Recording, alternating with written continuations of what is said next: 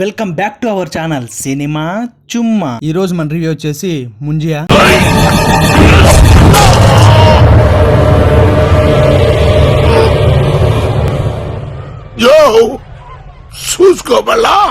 ఈ movie dubbed in Telugu, streaming in Hotstar. ఈ movie run time వచ్చేసి 2 hours ఉంది. మీరు మన ఛానల్ కొత్తగా చూస్తున్నట్లయితే లైక్, షేర్, సబ్స్క్రైబ్ చేసుకోండి గైస్. ఈ మూవీ అయితే నాకు నచ్చలేదు గైస్. ఎందుకు నచ్చలేదంటే స్టార్టింగ్ లో అది వస్తుందని హీరో భయపెట్టడం తప్ప ఇంకేముండదు. సినిమాలో యాక్టర్స్ ని భయపెట్టడం కాదు, రియాలిటీలో మనల్ని భయపెట్టాలి. భయపెడదామని చెప్పి చూశారు కానీ మనకి భయం వేయదండి. నాకెందుకు ముంజా మాటలంతా ఏదో బ్యాక్గ్రౌండ్ స్కోర్ లాగుంది. మీరు వింటే మున్ని అంటుంటుంది, మున్నిని పెళ్లి చేసుకుంటా అంటుంటుంది. అసలు ఈ మూవీలో చిట్టుకేరి, ముంజా, బిట్టు, మున్ని ఈ పేర్లు తప్ప ఇంకేమైనా చెప్పండి వినడానికి. సన్సెట్ వచ్చినప్పుడు వస్తుందన్నావు, సన్ రైజ్ వచ్చినప్పుడు వెళ్ళిపోతుంది అన్నావు, ఓకే. బట్ పార్లర్ లో ఉన్నప్పుడు పిల్లోని పట్టుకొని వాషింగ్ మిషన్ లాగా వేయబోతుంది కదా, అప్పుడు సన్ రైజెసే కదా అండి.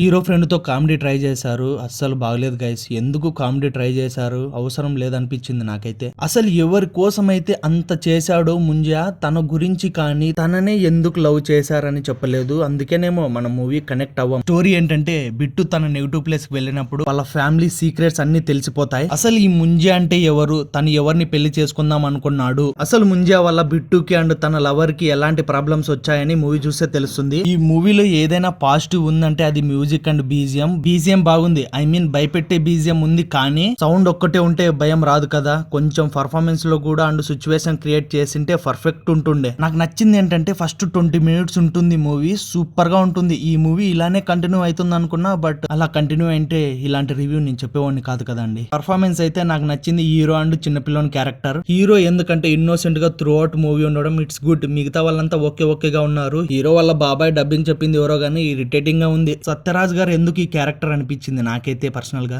ఈ మూవీ ఫ్యామిలీతో చూడొచ్చు, no adult content and no bad language. మీరు ఈ మూవీ చూసింటే మీకు ఎలా అనిపించిందో కామెంట్ చేయండి. Don't forget to like, share, అలాగే మరిన్ని రివ్యూస్ కోసం మన ఛానల్ ని సబ్స్క్రైబ్ చేసుకోండి గైస్.